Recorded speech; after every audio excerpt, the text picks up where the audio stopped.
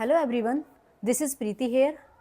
तो फाइनली आज से मैं एक नई सब्जेक्ट स्टार्ट करने जा रही हूँ। होपफुली इसके वीडियोस रेगुलर हम अपलोड कर पाए, ये ही हमारी कोशिश रहेगी। तो ये 4th सेम की हमारी सब्जेक्ट है इलेक्ट्रिकल व्हीकल, जिसका सब्जेक्ट कोड है 40052। ये सब्जेक्ट काफ़ी इम्पोर्टेंट है और काफ़ी ट्रेंडिंग भी है हर एरियाज़ में।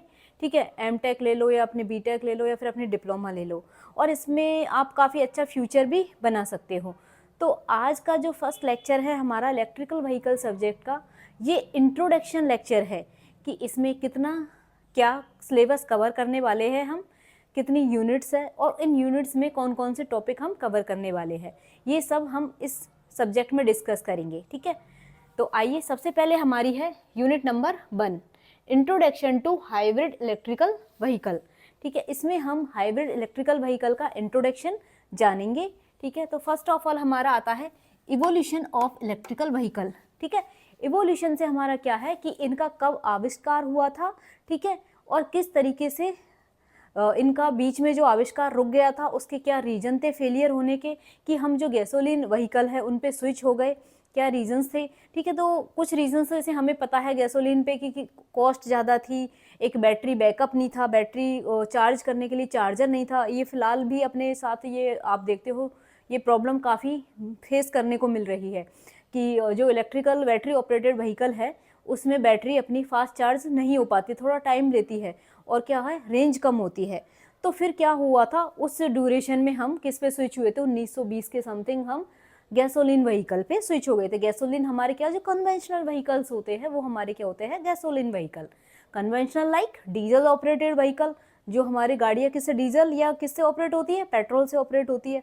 अब उनमें क्या दिक्कत है भाई, जिससे हम वापस से हम इस ट्रेंड को बढ़ा रहे हैं कि हम इलेक्ट्रिकल व्हीकल के बारे में इतना प्रचार प्रसार कर रहे हैं। हमारा 2030 तक ये टारगेट है कि 70% हमारे जो व्हीकल है इंडिया में वो इलेक्ट्रिकली ऑपरेट होने चाहिए। उसका क्या रीज़न है, सबसे मेन बड़ा रीज़न है कि हमारा इंडिया है उसमें हमारे पेट्रोल और डीजल नहीं मिलते, हमें बाहर से अदर कंट्री से हमें क्या करना पड़ता है, इंपोर्ट करना पड़ता है। तो हम दूसरी कंट्रीज़ पे क्या हो, मेरी डिपेंडेंसी बढ़ रही है। एक मेजर रीजन क्या है, ये हमारा CO2 उत्सर्जन करते हैं, कौन, हमारे गैसोलीन व्हीकल, जो हमारे एनवायरनमेंट के लिए काफ़ी नुकसानदायक है। इससे हमारे एनवायरनमेंट को नुकसान पहुंच रहा है, इसलिए हम अब इलेक्ट्रिकल व्हीकल पे स्विच कर रहे। आपने जगह आप हर दिन न्यूज़ सुनते होंगे कि जैसे अपना दिल्ली है capital city, capital of India Delhi, तो उसमें पॉल्यूशन बहुत बढ़ रहा है। तो उसमें अभी कल ही न्यूज़ में आया था कि 70 न्यू बसेस इलेक्ट्रिकली ऑपरेटेड चालू की गई है, इलेक्ट्रिक रिक्शा चालू किए गए हैं भी, और जो अपनी कारें हैं उनको भी इलेक्ट्रिकली बनाया जा रहा है जिससे पॉल्यूशन कम से कम हो सके। और ये सिर्फ दिल्ली की ही बात नहीं है, ये पूरे इंडिया की बात है और अदर कंट्रीज़ की भी बात है कि इलेक्ट्रिकल पे जाने से हमारी जो कन्वेंशनल फ्यूल है उस पर डिपेंडेंसी कम हो जाएगी, खर्चा कम हो जाएगा और क्या होगा, हमारा जो पर्यावरण है उसको नुकसान कम पहुँचेगा। आइए नेक्स्ट आता है हमारा advance electrical drive vehicle technology vehicle. ठीक है, इसमें हम क्या एडवांसमेंट हुए उसके बारे में डिस्कस करेंगे। ठीक है, इलेक्ट्रिकल व्हीकल EV के बारे में पढ़ेंगे कि जो EV आया हमारा उसमें क्या क्या पार्ट्स होते हैं, किस तरीके से वो मैन्युफैक्चर हुआ। ठीक है, नेक्स्ट आएगा हमारा hybrid electrical vehicle. Hybrid electrical vehicle हमारा दोनों से ऑपरेट होगा। ठीक है, गैसोलीन से भी और EV से भी। Plug in electrical vehicle, plug in electrical vehicle में क्या होगा कि ये हमारा एक्सटर्नल सोर्स से भी हम इसको चार्ज कर सकेंगे। नेक्स्ट हमारा आएगा components used hybrid electrical vehicle, कि हमारे क्या क्या कंपोनेंट्स हम इसमें यूज़ करेंगे इलेक्ट्रिकल हाइब्रिड व्हीकल में, जैसे कि बैटरी हमारा यूज़ होगा, इन्वर्टर हमारा यूज़ होगा, DC to DC converter, motor हमारी यूज़ होगी। ठीक है, तो ये सारे कंपोनेंट्स जो हमारे होंगे इसके बारे में हम डिस्कस करेंगे आगे आने वाले चैप्टर्स में। Okay, economic and environmental impact of electric hybrid vehicle, कि इसका इकोनॉमिकल और एनवायरमेंटल क्या इम्पैक्ट होगा हमारी लाइफ पे, उसके बारे में हम इस पर डिस्कस करेंगे। Parameter affecting environmental and economic analysis. ठीक है, क्या क्या पैरामीटर्स है जो हमारे एनवायरमेंटल एंड इकोनॉमिक एनालिसिस को अफेक्ट करते हैं उसके बारे में हम डिस्कस करेंगे। नेक्स्ट हमारा comparative study of vehicle for economic environmental aspects. ठीक है, हम एक कंपैरेटिव स्टडी करेंगे वो इसका इकोनॉमिक एंड एनवायरमेंटल इम्पैक्ट्स का। ठीक है, इस सब के बारे में हम फर्स्ट यूनिट में डिस्कस करने वाले हैं। अब देखते हैं हम सेकंड यूनिट में। सो यहाँ सेकंड यूनिट है अपनी dynamic of hybrid and electrical vehicles. यहाँ इसका डायनामिक पढ़ेंगे हम कि इलेक्ट्रिकल व्हीकल्स है वो किस तरीके से मूव करते हैं, कौन कौन से फोर्स है जो उनको मूव करने में अपोज करते हैं। ठीक है, ट्रैक्टिव फोर्स इसका पढ़ेंगे, ट्रैक्टिव मोशन की किस तरीके से मोशन करती है, कौन कौन सी चीज़ें हैं जो इसको अपोज करती है, अफेक्ट करती है। ठीक है, जिसमें सबसे पहले आएगा हमारा general description of vehicle momentum. ठीक है, जो हमारा मूवमेंट है उसको जनरल डिस्क्रिप्शन उसके बारे में पढ़ेंगे कि जो कैसे हमारा जनरली मूव कैसे करता है। ओके, नेक्स्ट आएगा फैक्टर अफेक्टिंग व्हीकल मोशन। कौन कौन से फैक्टर है जो हमारे व्हीकल के मोशन को अफेक्ट करने वाले हैं।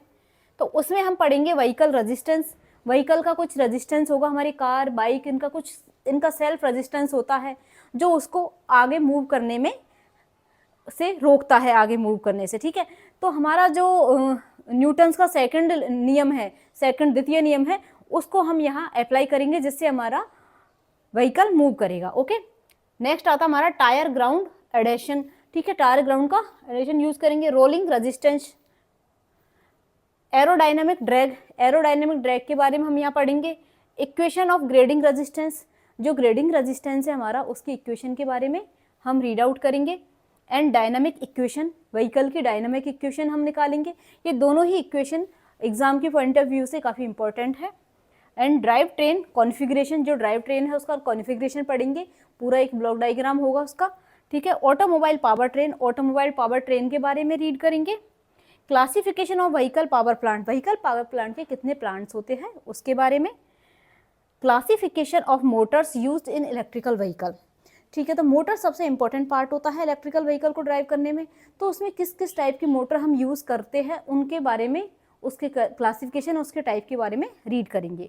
Types of HEVs, hybrid electrical vehicle के टाइप्स के बारे में पढ़ेंगे। HEV कॉन्फ़िगरेशन, HEV का जो कॉन्फ़िगरेशन है वो किस किस तरीके से हो सकता है, सीरीज हो सकता है, पैरेलल हो सकता है, पैरेलल एंड सीरीज हो सकता है, एंड कॉम्प्लेक्स हो सकता है। ये हमारा सेकंड यूनिट में कवर होता है। अब डिस्कस करते हैं हम थर्ड यूनिट में क्या सिलेबस कवर होने। थर्ड यूनिट में हम पढ़ेंगे कन्वर्टर्स के बारे में। कन्वर्टर्स हमारा कौन सा होगा, DC to DC converters for electrical vehicle and hybrid electrical vehicle applications. ठीक है, जिसमें हम क्या पढ़ेंगे, EB and HEV configuration based on power converters. Classification of converter, converters के क्लासिफिकेशन पढ़ेंगे। Unidirectional and bidirectional converters, principle of step down operation, boost and buck boost converter, boost and buck boost converters के बारे में हम पढ़ेंगे। Principle of step up operation, step up operation का क्या principal है। फिर हमारी आएगी फोर्थ यूनिट। फोर्थ यूनिट में हम पढ़ेंगे DC AC inverter and motor for EB and HEV। ठीक है, DC AC इन्वर्टर के बारे में पढ़ेंगे और HV और EB एंड HEV की जो मोटर्स है उसके बारे में हम रीड आउट करेंगे। तो DC टू AC कन्वर्टर पढ़ेंगे, जो हमारा क्या होगा, DC सप्लाई को AC में कन्वर्ट कर देगा। हमारी मोटर जो होगी इलेक्ट्रिकल व्हीकल में वो किससे ऑपरेट होगी, AC सप्लाई से। तो उसके लिए हमें किसकी ज़रूरत है, इन्वर्टर की ज़रूरत है। तो DC to AC inverters. Principle of operation of half bridge DC to AC inverter, resistance load and resistance inductive load, इसके साथ पढ़ेंगे। Single phase bridge DC to AC inverter with resistance load and resistance inductive load. फिर आएगा हमारा electric machines used in electrical vehicle and hybrid electrical vehicles. कौन कौन सी electric machines हैं जो हमारी EV और HEVs में यूज होंगी। अब लास्ट यूनिट हमारी बचती है फिफ्थ यूनिट, जिसमें हम डिस्कस करेंगे ऑल अबाउट बैटरीज, बैटरीज के बारे में।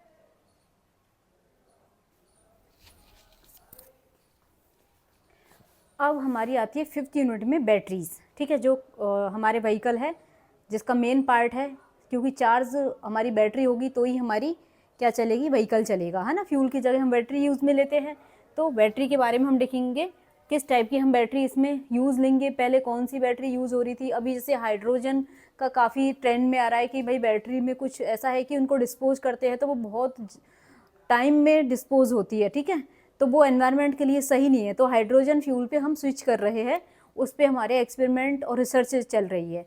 ठीक है, तो ओवरव्यू ऑफ बैटरीज का ओवरव्यू हम डिस्कस करेंगे। बैटरी पैरामीटर्स, कौन कौन से बैटरी पैरामीटर्स होते हैं जिनके बेस पे सिलेक्शन होगा। टाइप्स ऑफ बैटरीज के क्या क्या टाइप्स है। बैटरी चार्जिंग के बारे में पढ़ेंगे। Alternative Nobel energy sources